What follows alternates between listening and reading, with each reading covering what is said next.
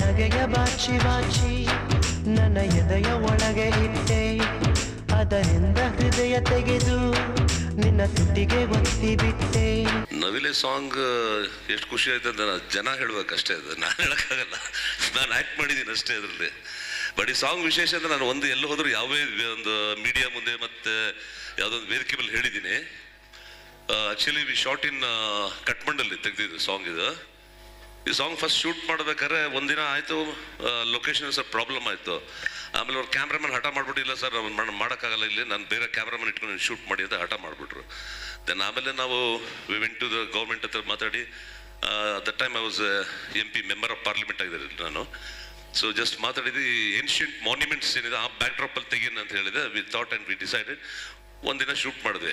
Shoot ಮಾಡಿ ಸಾಯಂಕಾಲ room ಬಂದು ಎಲ್ಲ ಫ್ರೆಶ್ ಅಪ್ ಆಗಿದ್ದು ಬಂದು ನಾನು ಕೆಳಗಡೆ ಬಂದು, ಅವಾಗ ನಂದು ಮೊಬೈಲ್ ಇಂಟರ್ನ್ಯಾಷನಲ್ ರೋಮಿಂಗ್ ಇರಲಿಲ್ಲ. ಸೊ ಐ ವೆಂಟ್ ಮನೆಗೆ ಫೋನ್ ಮಾಡಿ ನಮ್ಮ ತಂದೆ ನಮ್ಮ ತಾಯಿ ಹತ್ರ ಮಾತಾಡೋಕ್ಕೆ ಅಂತ ನಾನು ಬಂದೆ. ನಮ್ಮ ತಂದೆ ಶಾಕಿಂಗ್ ನ್ಯೂಸ್ ಕೊಟ್ಟರು, ವೀರಪ್ಪನ ಡಾಕ್ಟರ್ ರಾಜ್ಕುಮಾರ್ ಅವ್ನು ಕಿಡ್ನಾಪ್ ಮಾಡಿಬಿಟ್ಟಿದ್ದಾನೆ ಅಂತ.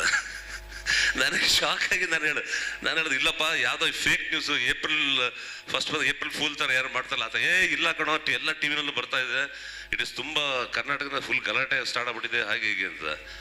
ಇದು ಪ್ರೊಡ್ಯೂಸರ್ ಗೊತ್ತಿದೆ ಮ್ಯಾಟ್ರ್, ಬಟ್ ನನಗೆ ಹೇಳಿಲ್ಲ, ಯಾಕಂದ್ರೆ ನಾನು ಶೂಟಿಂಗಲ್ಲಿ ನಿಲ್ಲಿಸ್ಬಿಡ್ತೀನಿ ಅಂತ ಹೇಳ್ಬಿಟ್ಟು.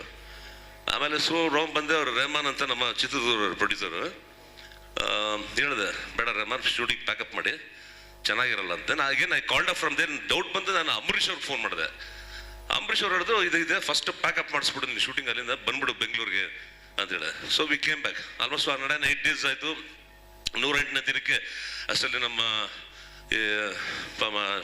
ಶ್ರೀಮತಿ ಪಾರ್ವತಮ್ಮ ರಾಜ್ಕುಮಾರ್ ಅವರು ಪ್ರೊಡ್ಯೂಸರ್ಸ್ ಪಾಪ ಅವ್ರ ಕಷ್ಟ ನೋಡೋಕ್ಕಾಗದೆ ಹೇಳಿದ್ರು, ಇಲ್ಲ ನಿಮ್ದು ಒಂದು ಕೆಲಸ ಮಾಡಿ, ಫಿನಿಶಿಂಗ್ ಏನಿದೆ ಕಂಪ್ಲೀಷನ್ ಒಂದು 4 ದಿನ 2 ದಿನ 3 ದಿನ ಫಿನಿಶಿಂಗ್ ಪಿಕ್ಚರ್ಸ್ ಇಂದ ಅದನ್ನು ನೀವು ಕಂಪ್ಲೀಟ್ ಮಾಡ್ಕೊಂಬಿಡಿ, ಯಾಕಂದ್ರೆ ಪ್ರೊಡ್ಯೂಸರ್ಸ್ ಪಾಪ ಬಡ್ಡಿ ಕಟ್ಟಬೇಕಾಗುತ್ತೆ, ಇಂಟ್ರೆಸ್ಟು ತುಂಬ ಅವರು ನೊಂದ್ಕೋತಾ ಇದ್ದಾರೆ ಅಂತ ಹೇಳಿದೆ. ಆವಾಗ ನಾನು ದಾಡಿ ಗಿಡೆಲ್ಲ ಬಿಟ್ಬಿಟ್ಟಿದ್ದೆ.